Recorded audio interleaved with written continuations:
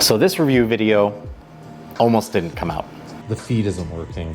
This is quite frustrating. Personally, I watch a lot of review videos on different products, and I enjoy hearing the specs, the stats on what a specific device can do, but it wasn't something that I ever really want to do a lot of on this channel, until I had an idea. A company reached out and sent me the Creality Ender 3 Nano Pro. We actually have the older version of this printer and have had some varying success with it.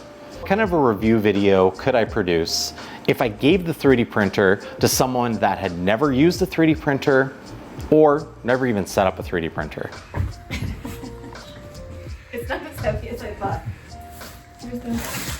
What happened there? What do you know what happened? Did you see that? It's probably during shipping. Now, I will apologize for the audio. I did do my best to edit it. However, another reason why this video almost never came out was because we lost the entire memory card that had the footage for this video. So what is this? So like, I'm like literally building the thing?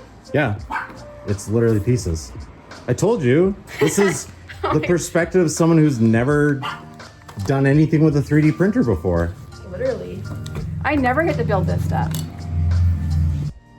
The footage you're seeing is what I was trying to do is like B-roll from my iPhone. And yeah. Huh? What are those? Instructions. Yeah, but what's instructions? Sarcasm. Like I have to build that? Yeah, you gotta build the whole thing. Okay. Like I knew that, but I didn't know that. With it? Oh, I see. If you do want to check out this printer and learn a little bit more about it, I also added some links in the description.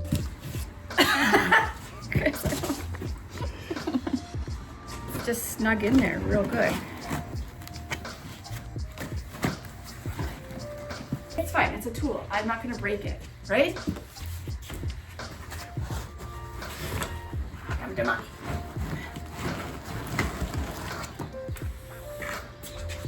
Is that it? Well, I don't think this will be that hard actually, because it's just action. More big things in life. These are the instructions?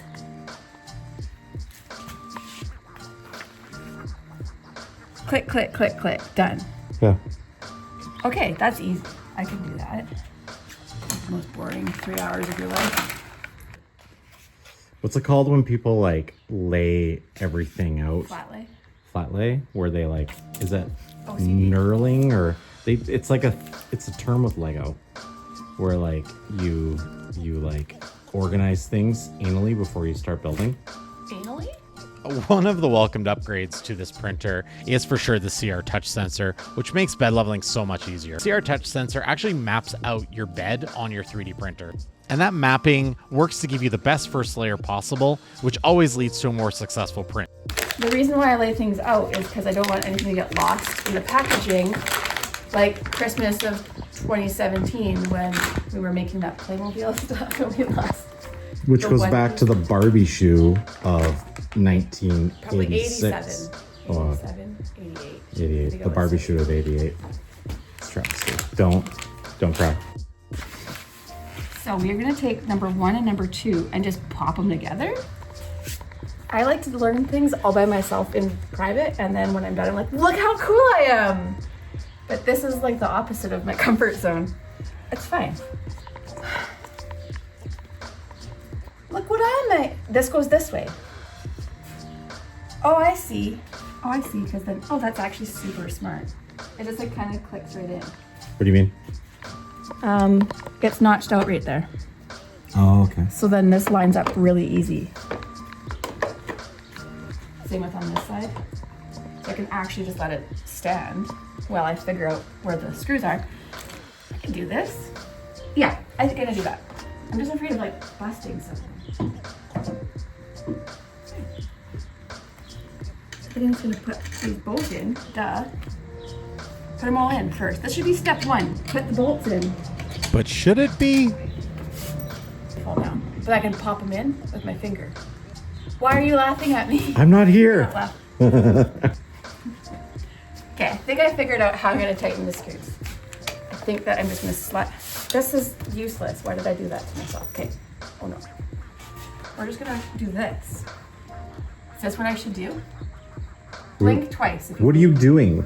I gotta screw it in from the bottom and it doesn't tell me how. So, what have you done? What have you done? I am doing this. What's this? What? I'm attaching part 1 to part 2. I think what you meant to say is you're letting the 3D printer hang over the edge of the table so it's still supported, and then putting the screws in from the bottom. That's what I said. Not a YouTuber. I'm just a kid. Okay, so if I'm using this, look at that cute little thing. Eat your heart out, IKEA. I'm trying to figure out how to do these things that most people that are handy and like to build with tools, they would have more experience at this when they were younger. But now I'm 40. Are we 41 this year or 42? 42. Yeah. I mean, these are actually very, very thorough. It says just tighten the screw, put the short side of the wrench into the screw and secure it. Like it's literally telling you how to screw the thing. Okay, what?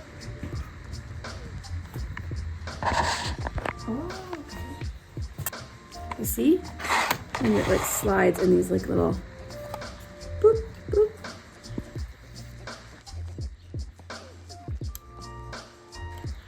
Or do we wait till the very end? Suspense. You gotta wait till the end. Subscribe for more. The Neo is also whisper quiet. Compared to other 3D printers that I've used, this printer is so quiet. We have it sitting in our living room right now just because of filming, and you can barely hear it running. This has to go directly onto the motor shaft. I'm assuming that's not it. This? Like there's not only so many things you can attach. It says right here. I attached this thing, and now I gotta plug in all the wires. It's interesting now going back and editing this video and seeing everything on this printer that is upgraded versus the version that I have. And literally everything that I've mentioned are features that I actually upgraded on my version of my Ender 3 previously, because I felt these were all areas that the printer was lacking. And obviously in this version, they've fixed a lot of those issues. Do I remove that tape, Chris, do you think? I'll see what it says. Stuff like this is way out of Erin's comfort zone, so I'm super proud of her for taking this on, and especially letting me film the process. You can always retape it, right? Don't touch that.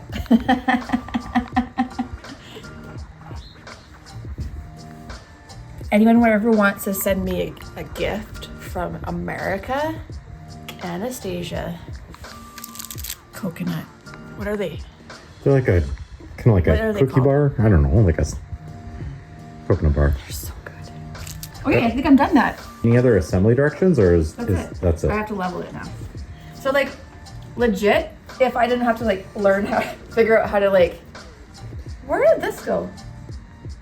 This is actually like the easiest. This should have taken like 10 minutes to assemble. Yeah. But because I like literally didn't know what I was doing, it took a lot longer. Something happened. Oh, look at it. Okay. Oh, so attached electronic instructions might be in here.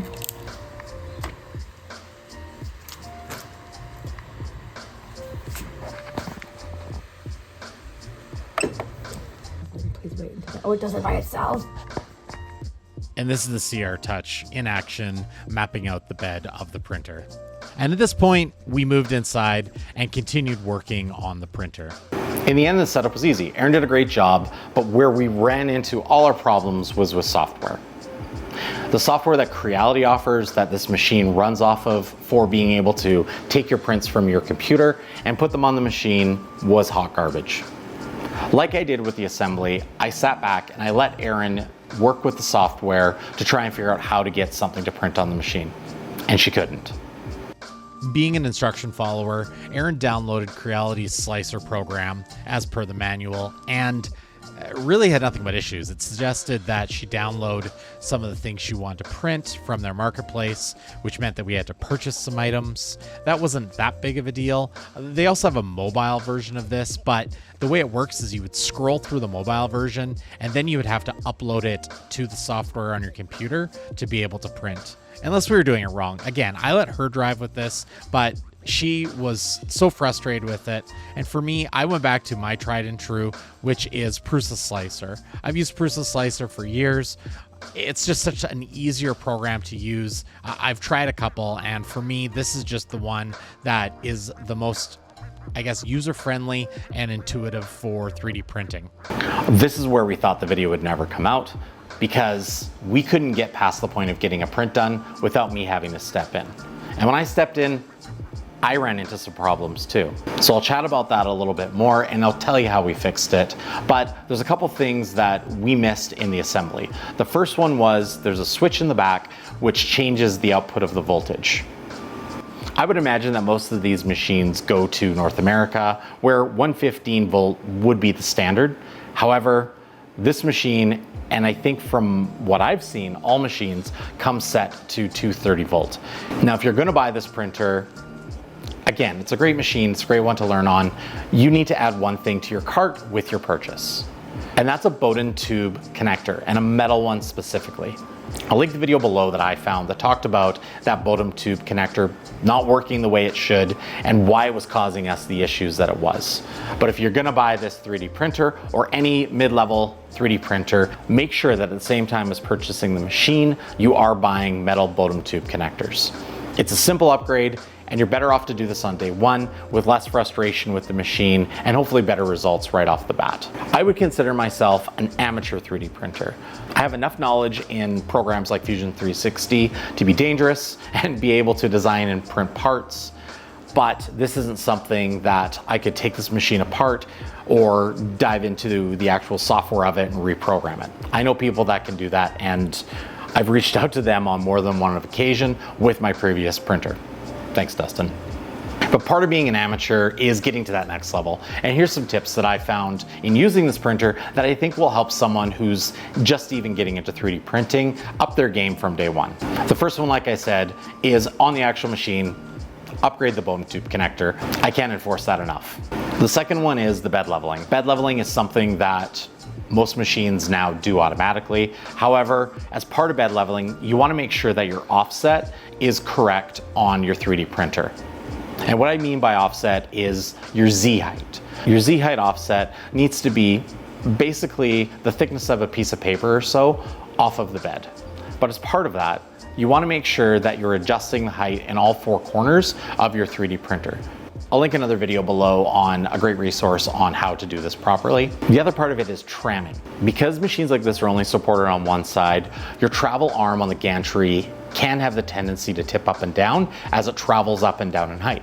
So you want to make sure that your adjustment wheels are set in such a way that at the top end of the travel and the low end of travel, things are moving as level as possible with that gantry arm. On our old Ender 3, I spent a lot of money and time making sure that we got good bed adhesion. On this printer, that has not been an issue, except for when it's not clean. What I've found is every third or fourth print, I need to take the mat off, I need to scrub it with a bit of soap and water, and use a bit of mineral spirits or isopropyl alcohol just to get, I'm not sure if it's oils or whatever it is. If you know, make a comment below so other people can get an understanding for it, but I found I was getting better bed adhesion when I had the machine and the bed as clean as possible. I did not do a lot of research on this, but I did find that there were certain parts of the bed that no matter what I would do, I just wouldn't get very good adhesion. And I'm not sure if that was just consistency of heat in that area. So I realized that adjusting my print so it would sit in different parts of the bed, I would get better results and more consistent results. So experiment with that if you are having spots on your print that consistently are failing or you're not getting that good first layer bed adhesion. So in conclusion, would I buy this machine myself? And I think I would, but I would buy it knowing what I know now. I've really put this machine through its paces now that I have it dialed in. And we've had weeks where it's running consistently, doing different prints for different things. I really hope that you enjoyed this video, but as well, really like this kind of a content format where we kind of let Aaron go into and dive into something new. We do want to do a couple other videos like this in the future, so make sure you comment below if you did enjoy this format. If you didn't like it, tell us. If you're looking for some different videos on some of the motorcycle content or woodworking content that we also have on this channel, I've linked some videos here. As always, if you did find value in this video, we would super appreciate hearing about it. And if we've earned it, we'd love to see you subscribe and like this video. Thanks as always, and we'll see you in the next video.